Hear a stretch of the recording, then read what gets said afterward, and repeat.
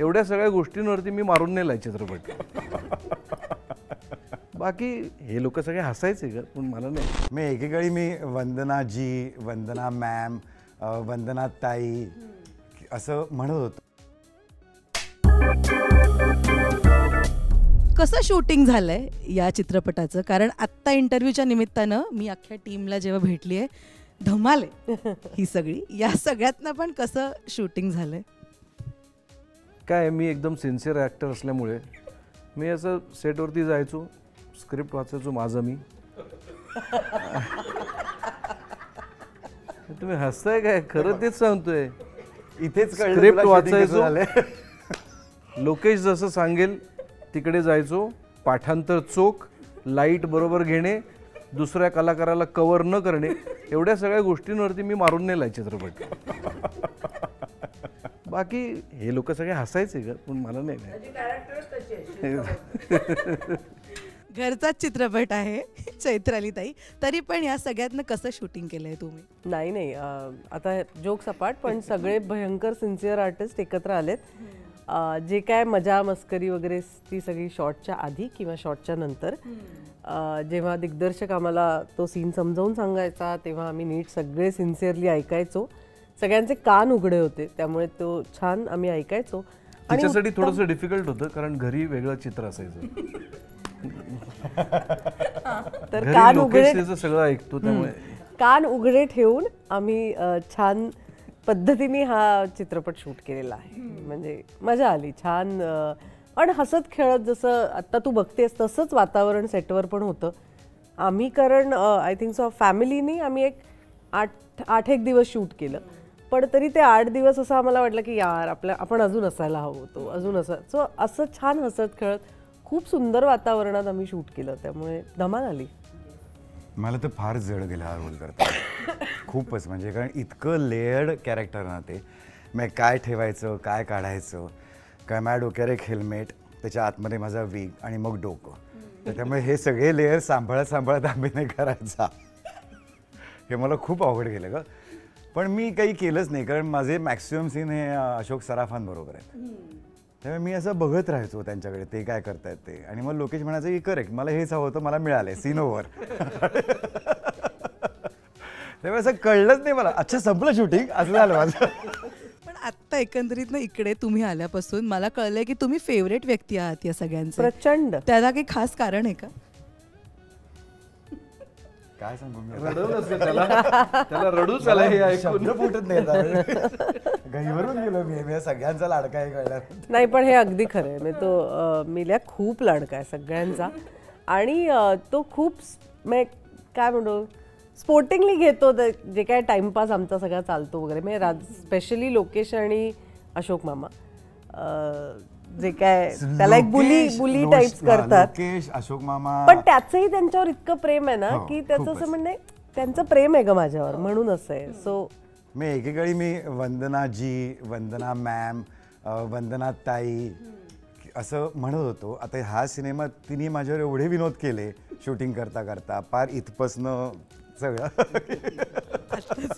होता की मी साधारण हळूच ते वंदनावर कधी आलो मला कळलेलंच नाहीये. वंदनावर वाव. पण आता मी टीमशी गप्पा मारल्या, खूप गोड स्टोरी आहे. जसा हा टीझर किंवा ट्रेलर इतका छान आहे, तर चित्रपट किती कमाल असेल याचा अंदाज याच्यावरनं येतोय. मला तुमच्या तिघांकडनं जाणून घ्यायला आवडेल. सगळ्यात पहिले जेव्हा तुम्ही स्क्रिप्टबद्दल ऐकलं, फर्स्ट रिॲक्शन काय होती सुनील?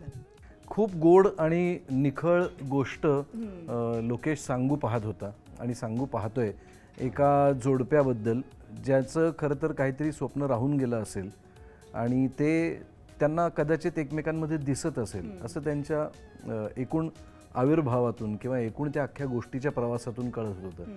आणि पहिल्या फ्रेमपासून ते शेवटच्या म्हणजे द एंडपर्यंत जी ती गोष्ट त्यांनी नरेट केली आणि आम्ही वाचली, त्याच्यातून इतकं वाचनात सुद्धा आम्ही एक स्क्रिप्टचं रीडिंग केलं, तर त्या रीडिंगमध्ये सुद्धा ना कुठेही असं एकही डल मोमेंट नव्हता. आणि तो खरं तर हाय पॉईंट आहे या फिल्मचा, की तुम्ही एकदा ती फिल्म बघायला सुरुवात केलीत ना की you will reach the end. आणि ते कॅरेक्टर्सची स्वाभाविकता, त्यांचं ते नॅचरली एकमेकांकडे अट्रॅक्ट होणं किंवा त्याच्या विरुद्ध कोणीतरी उठणं आणि ते बोलणं, ते तरुण पिढीचं त्यांचं एक वागण्याची पद्धत, त्यांचे डायलॉग्सचं जे काही त्यांची भाषा असेल त्या भाषेमध्ये लिहिलेलं वाक्य, या सगळ्या गोष्टी इतक्या चपखलपणे आणि सुंदर पद्धतीनं एम्बेड केलेल्या आहेत ना, की तेच मला वाटतं हाय पॉईंट आहे या फिल्मचा. आणि लेखकाचा, दिग्दर्शकाचा खरंच म्हणजे कौतुक करावं तितकं थोडं आहे. चित्रपट आम्ही खूप मन लावून केला. म्हणजे मगाशी मी टाईमपास म्हणून काय काय वेगवेगळ्या बोललो, पण एकतर ना अशोक मामा, वंदना गुप्ते, मिलिंद आहे, चैत्राली आहे, हे सगळे मित्र आहेत आणि हे सगळे या सगळ्यांकडे आम्ही असे आदर्श म्हणून बघत मोठे झालेले आहोत. आणि आता ते आमच्याबरोबर मैत्रीच्या नात्याने सगळीकडे वागतायत, वावरत आहेत. ते इतकं फॅमिलीसारखं होतं. आणि आणखीन एक सगळ्यात महत्त्वाची गोष्ट जे दिग्दर्शकाला आवश्यक असतं ते म्हणजे गोष्ट उत्तम असावी लागते, स्क्रिप्ट उत्तम असावं लागतं, त्याच्याबरोबरीने निर्माता उत्तम असावा लागतो. ते सगळं मला वाटतं लोकेशला तिकडे मिळालं होतं. आणि अर्थात नट मिळालेच होते. ते तर आहेच. त्यामुळे काय त्याला चित्रपट करणं सोपं गेलं असेल कदाचित. काय वाटतं, हिला किती त्रास दिला त्याच्यावरती कळेल आपल्याला. अगदी खरं. आणि घरीच लिहिलेली ही स्क्रिप्ट आहे आणि घरी तयार झालंय, म्हणजे 0 पासून तू इन्व्हॉल्व्ह आहेस या गोष्टीमध्ये. मला सांग, एकतर स्टार्टिंग म्हणजे जेव्हा सुरुवात झाली अशी ही जमवाजमवी ते आता पॅकअप पर्यंतची ही जर्नी किती बदल करणारी किंवा किती वेगवेगळ्या टप्प्यावर गेलेली आहे? जेव्हा लोकेशने मला बरेच वेळा आम्ही गप्पा मारता मारता कॉन्सेप्ट तो ऐकवत असतो की कशी वाटते ही, कशी वाटते. म्हणजे ॲज अन ॲक्टरपेक्षा ॲज अन ऑडियन्स तुला ही कशी वाटते. जेव्हा त्यांनी मला ही ऐकवली तेव्हा मी म्हटलं गोड आहे रे, म्हणजे असं छान वाटतं ऐकायला. किंवा असं कोणाच्या बाबतीत जर होत असेल तर त्याचाही आनंद असतो की अरे वा, ह्या वयातही प्रेमात पडतायत किंवा लग्न करावं असं वाटतंय किंवा घरी मान्य होईल का नाही. म्हणजे जे तरुण वयात एक असतं ना की आपल्या घरी हे मान्य होईल की नाही लग्न. सो ती जी एक धांदल, धडपड, तळमळ, सो मी म्हटलं छान वाटेल. सो जेव्हा त्यांनी लिहायला सुरुवात केली तर त्याचं असं म्हणणं होतं की तो एका पिढीला रिप्रेझेंट करतो, म्हणजे ती आमची पिढी आहे. अशोक मामांची आणि वंदना मावशीची जी पिढी दाखवली आहे ती त्यांनी पाहिली आहे त्याच्या घरात, आई वडील, आजी आजोबा. पण जी आमची तिसरी पिढी आहे सो त्याच्यासाठी त्याचं असं म्हणणं होतं की मी एका यंग को रायटरला बरोबर घेतो की तो त्यांचं एक नेतृत्व करेल किंवा पॉईंट ऑफ व्ह्यू मांडेल. सो म्हणून त्यांनी विभव राजाध्यक्ष म्हणून एक यंग छान गोड मुलगा आहे त्याला ॲज अ को रायटर म्हणून घेतलं. सो मी ना ती सगळी प्रोसेस बघितली आहे. म्हणजे सुरुवात त्यांनी लिहिण्यापासनं, मग को रायटर इन्व्हॉल्व्ह होणं, मग त्या दोघांनी मिळून ते सीन लिहिणं आणि मग ते Zoom meeting, Zoom calls. So I have attended everything. मी सगळं डोळ्यांनी पाहिलं आहे, ऐकलं आहे. तर त्यामुळे ते श्रीपासून समाप्तपर्यंतचा जो प्रवास होता तो मी सगळा अनुभवला आहे.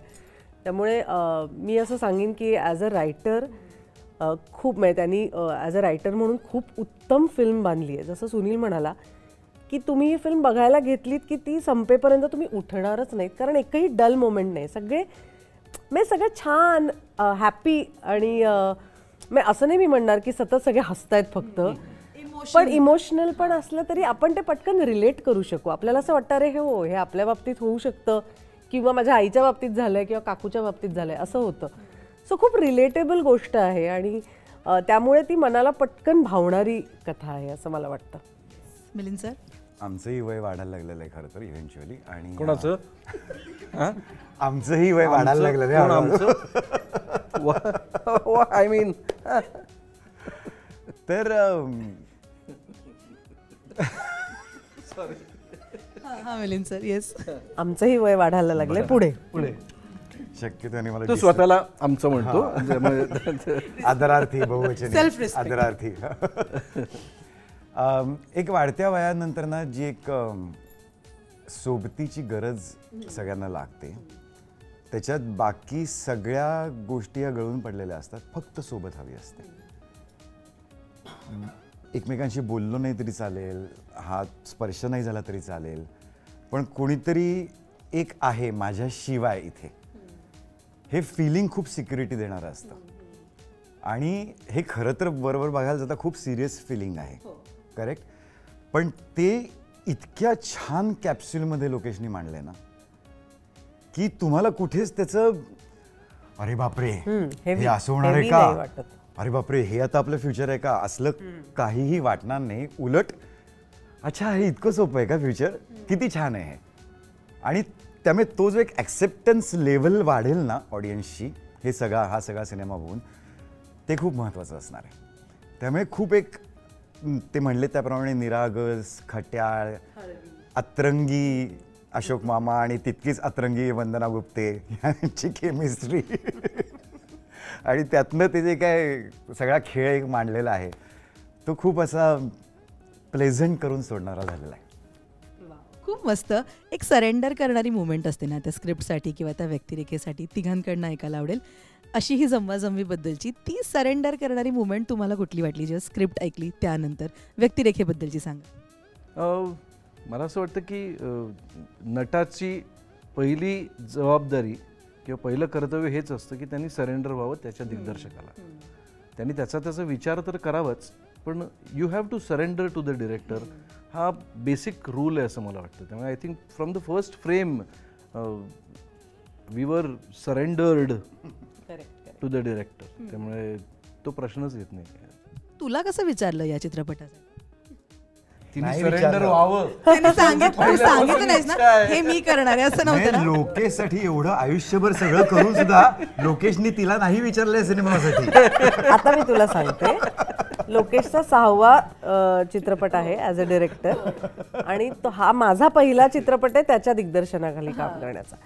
सो आता असं काहीच झालेलं नाहीये की घरातल्या घरात चल हा रोल तू घे वगैरे, असं काही झालेलं नाहीये. मला कास्टिंग डिरेक्टरचा एक दिवस फोन आला की अशी अशी फिल्म आहे. म्हटलं माहिती आहे. तर मग त्याच्यात एका कॅरेक्टरसाठी आम्ही तुमचा विचार करतो. तेव्हा मी त्याला म्हटलं अरे मला सांग तरी असं काय. मला तुला कशाला सांगायचं आहे, आमचं बोलणं झालं. मग नंतर मला असं कळलं की राहुल सर आणि त्याच्यात नजरानजर झाली की मग काय करूया. मग ह्यांनी राहुल सरांना विचारलं की आर यू ओके, आणि मग ते म्हणाले हां ठीक आहे काही हरकत नाही. असं करून तो रोल माझ्याकडे आलाय. असं नाही झालंय की घरातल्या घरात हा चल तू हा रोल, मिल्या तू हा रोल, असं नाही होत आमच्या बाबतीत. माझ्या बाबतीत असं नाही होत.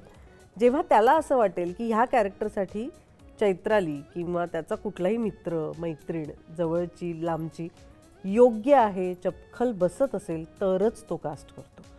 आणि हे मी आता 6व्या चित्रपटात त्याच्या कास्ट झाले ह्याच्यावरनं सगळ्यांना कळलं असेल. तू असं ॲटिट्यूड द्यायला होतास की okay send me the script, I will read it.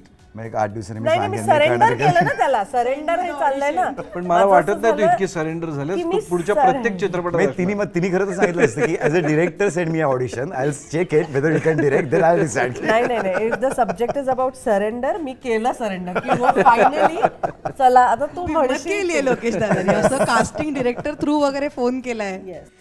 वा. मिलिंद सर, कोणती मुवमेंट होती तुमच्यासाठी की मी सरेंडर आहे या स्क्रिप्टला? त्याचा फोन आला तीच. खूप जुनी मैत्री आहे काही? खूप जुनी मैत्री आमची, खूप म्हणजे सिरियल त्याच्याही आधीपासनं आणि खूपच जुनी मैत्री. हो अगदीच 20 वर्ष तरी झालेत. त्यामुळे त्याचा फोन येतोय आणि तो मला म्हणतोय की सिनेमात रोल करणार आहे. त्याच्यानंतर मला काहीही प्रश्न नसतो, करतोय मी. Is that simple. कारण पहिली त्याची फिल्म हे आमचं एकत्र केलेलं काम होतं, ज्याच्यातही मी एक छोटासा रोल केलेला होता. आणि त्याच्यानंतर ही त्याची 6वी फिल्म, ज्या पहिल्या फिल्मची कॉन्सेप्ट माझी होती, सब्जेक्ट जे त्यांनी सगळं फुलवलेलं होतं. आणि मग ही फिल्म. त्यामुळे लोकेश खूप जवळचा मित्र आहे, खरंच खूप जवळचा मित्र आहे. आणि त्यामुळे त्यांनी काही त्यांनी मगाशी म्हणाला जे सांगितले ते सगळं छान बोल. करेक्ट. तिथे सगळं पाठ करून आलं ना, मग मला मधले शब्द आठवावे लागतात की अरे बापरे काही निश्चित नाही आहे ना. नाही पण he is really a gem of a person आणि खूप चांगली मैत्री पण आहे. आणि त्यामुळे काही प्रश्नच नाही. सरेंडर वगैरे काही झालेलं नाही मी या स्क्रिप्टमध्ये. फोन केलाय काम करायचं आणि आम्ही तब्येतीत छान डिस्कस करत गोष्टी एकमेकांना पटवून देत काम केलेलं आहे. त्यामुळे ना तो मला सरेंडर झाला, मी त्याला सरेंडर झालो.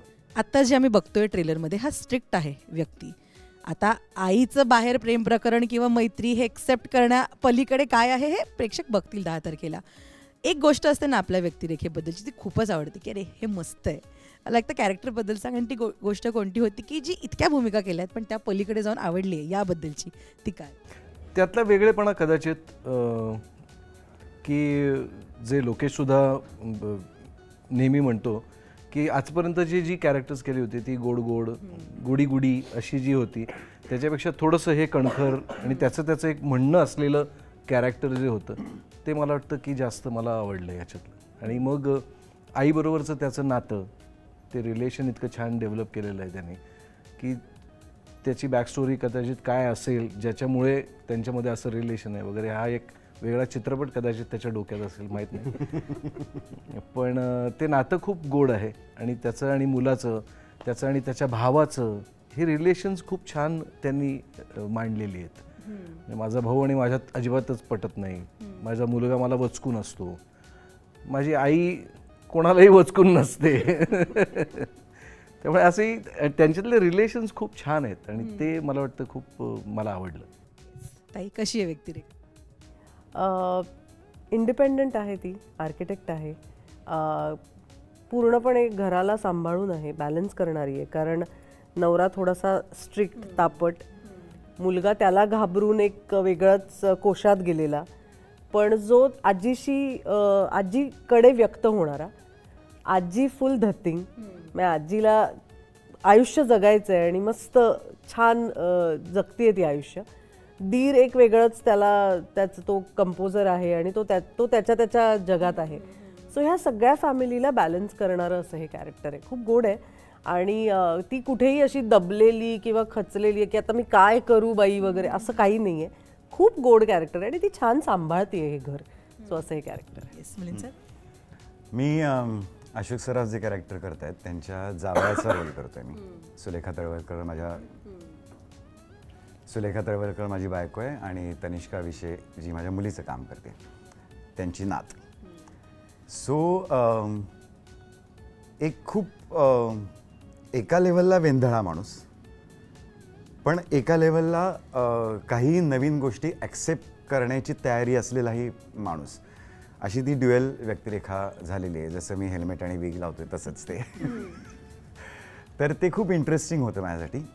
आणि सायमल्टेनियसली तो खूप इमोशनल पण आहे. एक तर सासरा आपला काहीतरी एक जगावेगळी, त्या जनरेशनच्या दृष्टीने एक जगावेगळी गोष्ट करायला जातोय आणि तो ती ओपनली सांगतोय की मी असंच करणार आहे. त्याच्यानंतर ते ॲक्सेप्ट करणं, त्याचे परिणाम काय होणार आहेत वगैरे वगैरे, हा विचार खूप नंतरचा राहिला. पण अरे बापरे, हे काय आता करायला निघालात तुम्ही, हे जे पहिली उत्स्फूर्त रिॲक्शन येते कुणाचीही ह्या जनरेशनमधली.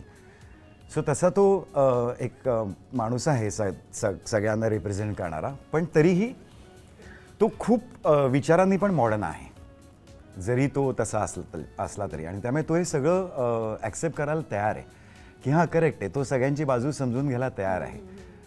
So it's a very balanced out आणि तरीही इमोशनली कॉम्प्लेक्स असं ते एक छान इंटरेस्टिंग कॅरेक्टर मिळालं आहे. पण एक मोमेंट सांगा मला, एक सीन सांगा जो खूप आवडता आहे या चित्रपटाबद्दलचा, तो कोणता आहे? मी तुला सांगू, मला मगाशी तू वंदना गुप्तेंशी बोलत होतीस तेव्हा त्यांनी जो सीन सांगितला ना, तो खरंच खूप इंटरेस्टिंग सीन आहे. खूप इंटरेस्टिंग आहे. कारण 8-10 कॅरेक्टर्स सिनेमातली जी एका सीनमध्ये एकमेकांसमोर येत आहेत. सो केवढा केऑस होऊ शकतो खरं तर अदरवाईज. पण तो सीन इतका ॲप्ट शूट झाला आहे आणि काही विशेष काही आम्ही कष्ट नाही केलेलं आहे खरं तर त्यासाठी. It just worked out. समोर ती माणसं आली एकमेकांच्या आणि ते ऑटोमॅटिकली होत गेले. आय थिंक सो 7 ते 8 पानाचा तो सीन होता ॲक्च्युली. आणि तो आम्ही पहिला सीन शूट केलेला आहे सिनेमाचा. अच्छा. आम्ही तुमचा त्याच्या आधी सिनेमाचं शूटिंग झालेलं एक होतं, दिवस आधी आम्ही केलं. पण सगळी कॅरेक्टर्स इंट्रोड्यूस झाली तोच पहिला दिवस होता आणि तोच पहिला सीन आम्ही शूट केला होता. पण तो फारच खुमासदार बनलाय. खूप छान. माझ्या दृष्टीने मी एक सीन जो मला खरं तर थोडासा डिफिकल्ट जात होता, तो लोकेशच्या मदतीने चांगला करू शकलोय मी. कारण मला तेव्हासुद्धा कळत नव्हतं की एक्झॅक्टली काय आहे ते. कसं होतं की गोष्टीमध्ये एखाद्या पॉईंटपर्यंत ते कॅरेक्टर गेल्यानंतर कसं रिॲक्ट होईल हे कळण्या इतकं कदाचित तुम्ही त्या स्क्रिप्टमध्ये जास्त तोपर्यंत शिरलेले नसता. त्यामुळे मला कदाचित तो सीन करणं डिफिकल्ट जात होतं. पण ते लोकेशच्या डोक्यात इतकं फिट होतं, त्याला माहीत होतं काय पाहिजे ते, आणि तो त्यांनी खूप छान पद्धतीने करून घेतला. तर तो सीन कुठला आहे हे मी सांगावं की नाही मला माहीत नाही, पण जिकडे मला ते सगळं कळतं आणि तो डेव्हस्टेटेड आहे त्यावेळेचा तो सीन आहे. पण तो सीन लोकेशनी खूप छान करून घेतला माझ्याकडून. पडद्यामागे ना बऱ्याच गोष्टी घडत असतात आणि म्हणजे जसं तनिष्का आहे किंवा ओमकार आहे या चित्रपटामध्ये, मामा आहेत, वंदुताई आहे, यांना 2 जनरेशन आहेत आणि प्रत्येक जनरेशनकडनं काहीतरी घेण्यासारखं जे आपल्यालाही इन्स्पायर अशा गोष्टी असतात. मला सांगा, जेव्हा या चित्रपटाचं शूटिंग चाललं होतं, या दोन्ही जनरेशनकडनं तुम्हाला आपण ह्यांच्याकडनं ही गोष्ट घेतली पाहिजे बाबा, किंवा किती छान आहे हे, आपण ठेवूयात का आपल्याकडे, किंवा हे मस्त आहे, असं काही होतं किंवा काही आवडलं तुम्हाला, काय इन्स्पायर करत होतं? हो, त्या तरुण जनरेशनची एनर्जी जी आहे ती शेवटी तुम्ही मॅच नाही करू शकत, what ever all sed and done. कारण ती एनर्जी, त्यांच्यातली नाइव्हिटी जी आहे, जो इनोसन्स आहे ना, कॅमेरासमोर पहिल्यांदा येणं, त्या पद्धतीनं तुम्ही अशोक सराफांबरोबर काम करत असताना त्यांना जी ते बुजलेपण असणं, त्या बुजलेपणातून त्यांच्या होणाऱ्या चुका, ह्या सगळ्या गोष्टी, आणि तरीसुद्धा ते इतक्या नाईव्हली करत असतात, लोकांचं समजून घेत असतात. अशा वेळेला असंही होतं की सगळेच जण सांगायला लागतात ना सेटवरचे, मग त्यांचं झालेलं कन्फ्युजन, ह्या सगळ्या गोष्टी खूप गोड असतात आणि त्याच्यातून ती जी नाइव्हिटी आहे ना, ती मला खूप जास्त आवडते त्यांच्यातली. आणि ती कदाचित आता आपल्यातली जाते, गेली आहे, ह्याचं एक कुठेतरी दुःखही होतं. ॲट द सेम टाईम तुम्ही जेव्हा मोठ्या नटांकडे बघता तेव्हा असं वाटत राहतं की अरे आपण किती वर्ष यांना बघून असंच इन्स्पायर होऊन चांगलं काम करण्याचा प्रयत्न, आपल्यापेक्षा हे पुढेच चालले आहे, त्याला काही अर्थच नाही आहे असं वाटायला लागतं. म्हणजे हे दोघे जण काम करत असताना त्यांच्यातलं टायमिंग, त्यांच्यातली सिन्सिअरिटी, त्यांच्यातलं डेडिकेशन, ते स्क्रिप्ट वाचून तसा सीन करणं, ते लोकेशनी सांगितल्याप्रमाणे, आणि परत अशोक मामाला तर ते जे सिनेमाची जी काही केमिस्ट्री असते किंवा ते जे काही शूट ज्या पद्धतीने करतात, ह्याच्यानंतर कुठे क्लोज लागणार आहे, कुठे कटणार आहे सीन, या सगळ्या गोष्टी इतक्या टेक्निकली सुद्धा माहिती असतात की त्या पद्धतीने तो त्याचं ॲक्टिंग जे आहे ना ते सुद्धा तो इतकं कोरिओग्राफ करतो सुंदर पद्धतीनं.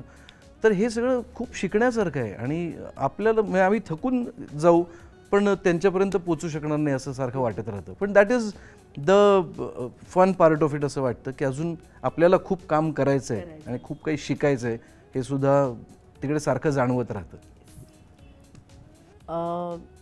अशोक मामा आणि वंदना मावशीकडनं काय शिकावं तर त्यांची एनर्जी. या वयातही ते ज्या एनर्जीनी, ज्या उत्साहाने काम करतात ना, आम्हाला म्हणजे मला खरंच वाटत नाही अजून इथून 25 वर्षांनी आम्ही त्याच एनर्जीनी, त्याच उत्साहाने काम करू का. सो त्यांच्याकडे बघून असं वाटतं की येस, केलं पाहिजे.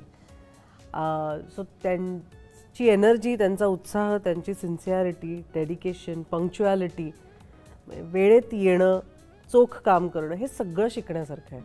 आणि नवीन पिढीकडनं टेक्नो सॅव्ही ते जे आहेत ना, म्हणजे मोबाईलला चिकटून राहणं आणि त्यातलं नीट कळणं, ह्याच्यात फरक आहे. म्हणजे आम्ही चिकटून असतो पण आम्हाला निम्म कळत नाही, असंही असतं. आम्हाला म्हणू नको sir please, I get offended.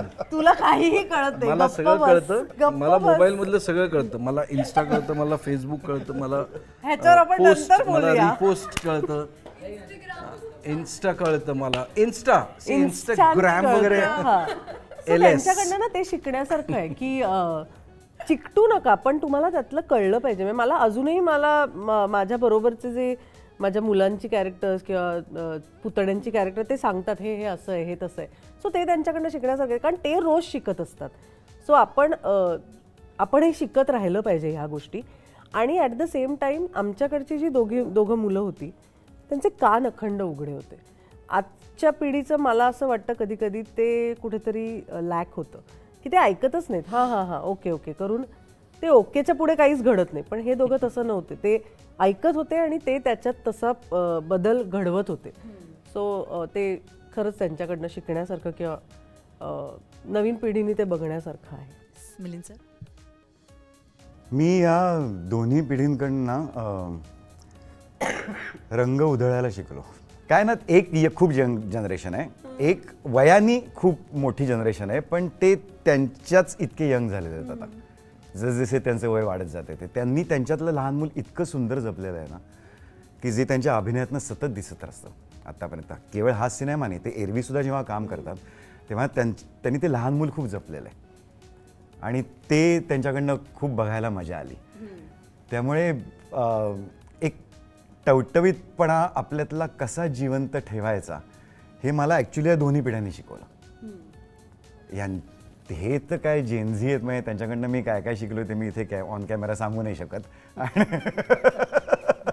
रंग उधळणं म्हणाला दादा आता हे आता कळलं तुला मी काय म्हणलं ते. प्रश्न पडलेत मला उत्तरात प्रश्न मला वेगवेगळे प्रश्न पडलेत मिलिंदला विचारण्यासारखे आता. हे बघ ना, हे असे शूज मी आयुष्यात कधी घातलेले नव्हते, ओके हा ते मस्त पण आहे ह्या shoes. जनरेशन बरोबर राहिल्यानंतर मग मला कळलं की बिंदास यूज द कलर्स. सो मी रंग उधळणं असं म्हणलं. अच्छा, हे Very आत्ता deep. तयार केलेलं बहुत hard उत्तर आहे असं मला का वाटतंय. हे आत्ता तयार केलेलं उत्तर आहे. तिकडे ना असं सगळ्यांचे एक- एक्सप्रेशन्स आता बघता. असा एक हात गेलाय तिकडे की जवळजवळ आता तू मेलायस आणि मग तो असं शांतपणे फिरलाय. सो आपल्या पार्टनरकडे किंवा आपल्या आयुष्यात जी कोणी स्पेशल व्यक्ती आहे तिच्याकडे आपल्या मनातलं व्यक्त होणं हे तुमच्यासाठी किती महत्वाचं आहे आणि तुम्ही हे फॉलो करता रेग्युलर. ॲब्सोल्युटली खूप महत्त्वाचं आहे. आणि मला असं वाटतं की तेच खरं तर गमक आहे तुमचं जर का कम्पॅटेबिलिटी वाढवायची असेल तर. त्यामुळे this is a basic thing that is required. आणि लोकेशनी ह्या चित्रपटातून सुद्धा फक्त काय म्हणतात त्याला की नवरा बायकोनीच किंवा आईवडिलांनी किंवा काय म्हणतात त्याला मुलामध्ये आणि वडिलांमध्ये हे रिलेशन असलं पाहिजे अशातला भाग नाही आहे. तर everybody whoever feels whatever he feels like he should express it. आणि ते खूप छान पद्धतीनं त्यांनी म्हणजे या सिनियर्सकडून सुद्धा या चित्रपटातून दाखवलेलं आहे. घेतलंय. अगदी बरोबर. म्हणजे संवाद आणि व्यक्त होणं हे खूप महत्त्वाचं आहे. मग तो राग असेल, ते प्रेम असेल, जे काही असेल, भावना कुठलीही असेल, पण ती तुम्ही व्यक्त झाला तर ती समोरच्याला कळेल. नाहीतर तुम्ही कुढत राहाल आणि नाहीतर तुमच्या मनातच ते राहील. सो व्यक्त होणं आणि मग तो कुठल्याही रिलेशनशिपमध्ये तुम्ही असाल, नवरा बायको, आई वडील, मित्र मैत्रीण, एनी रिलेशन, पण व्यक्त व्हा. म्हणजे तुम्ही तुमचं मन हलकं करता आणि समोरच्याला तुमच्या मनातल्या भावना कळतात. सो व्यक्त होणं, संवाद असणं एखाद्या फॅमिलीमध्ये, एखाद्या फ्रेंड सर्कलमध्ये हे खूप खूप महत्त्वाचं आहे. आणि तेच आम्ही या चित्रपटातनं सांगतो. Yes Milind sir. ॲब्सोल्युटली. तुम्ही व्यक्त तर व्हावंच लागेल तुम्हाला, कारण तरच तुम्ही अवेअर आहात हे कळेल. आजूबाजूला जे काय चाललंय तुमच्या, तुम्ही जे काय करताय ते याच्याविषयी तुमचा विचार काय आहे नक्की. तुम्हाला खरंच तुम्ही जे काय करताय त्याच्यामागे तुमची काही वैचारिक बैठक आहे का उगाचच कशाला तरी बोलून तुम्ही काहीतरी करायला निघालेला आहात आणि पळत सुटलाय एवढंच तुम्ही करताय. हे नाही करत ना आपण, हे कळण्यासाठी पण व्यक्त होणं आवश्यक आहे. आणि भले तुम्ही अनेक वेळेला चुकीच्या पद्धतीने व्यक्त होत असाल, पण ते झाल्याशिवाय तुम्हाला कळणार नाही की बरोबर काय व्यक्त व्हायचं ते. त्यामुळे just say it, whatever you wish to say.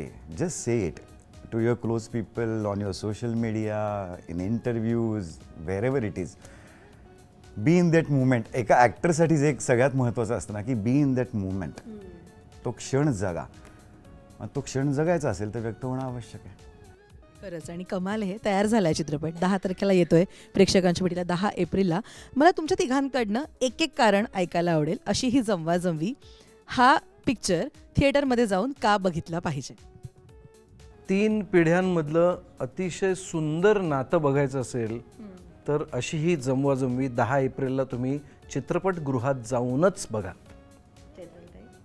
Total package आहे ही फिल्म. म्हणजे फॅमिली एंटरटेनर आहे, इमोशनल आहे आणि परत एक खट्याळ गोड अशी लव्ह स्टोरी पण आहे. सो जी सगळ्यांना आवडेल. प्रत्येक पिढीला, कुठल्याही 10 वर्षाच्या मुलापासून 90 वर्षाच्या आजीपर्यंत, आजोबांपर्यंत सगळ्यांना आवडेल अशी ही फिल्म आहे. आणि OTTवरती इतक्यात येणार नाही आहे, त्यामुळे थिएटरमध्येच जाऊन 10 एप्रिलला अशी ही जमवाजमी नक्की बघा. मिलिंद सर. खूप खट्याळ गोड, फील गुड आणि इतक्या वर्षानंतर अशोक सराफ आणि वंदना गुप्ते ही पेअर पुन्हा एकदा स्क्रीनवर. हा USP आहे त्या फिल्मचा. आणि त्यामुळे मस्ट आहे ही फिल्म बघणं. कुठल्याही ज्यांना मराठी सिनेमा बघावा असं वाटतो त्यांनी ही फिल्म बघणं खूप आवश्यक आहे. फिल्म सुंदर झाले असं आम्ही म्हणणं ही खूप वेगळी गोष्ट आहे, पण ती लोकांनी तितक्याच चांगल्या प्रकारे जर का रिसीव्ह केली, आम्हाला जे काय म्हणायचं आहे ते, कुठलेही उगाचच त्याला निकष न लावता, एक निखळ मनाने सिनेमा बघायला जा, एक निखळ मनोरंजन घेऊन थिएटरमधनं बाहेर जा आणि थिएटरमधनं बाहेर जा. आणि सगळ्यात महत्त्वाचं म्हणजे एक मोठा बॅनर करेक्ट, ॲब्सोल्युटली. परत रिवाईव्ह होतोय आणि राजकमल हे एक परंपरा आहे. सो त्या परंपरेला पुढे चालू ठेवतायत आता राहुल सर. सो त्यांच्यासाठी आणि परत हा म्हणाला तसं अशोक मामान आणि वंदना मावशींनी आपल्या इंडस्ट्रीला जे दिलंय, सो ते कर्तव्य म्हणून प्रत्येकाने ही फिल्म जाऊन थिएटरमध्ये पाहिली पाहिजे. येस, आणि थँक्यू सो मच. खरं तर इतक्या छान गप्पा मारल्या. मी स्वतः खूप एक्सायटेड आहे हा चित्रपट बघायला आणि या इंटरव्ह्यू नंतर तुम्हाला काय प्रश्न विचारतायत ते सुद्धा ऐकायला. सगळे थँक्यू सो मच आणि खूप शुभेच्छा संपूर्ण टीमला. Thank you very so much. much. Thank you Thank you, thank you thank you.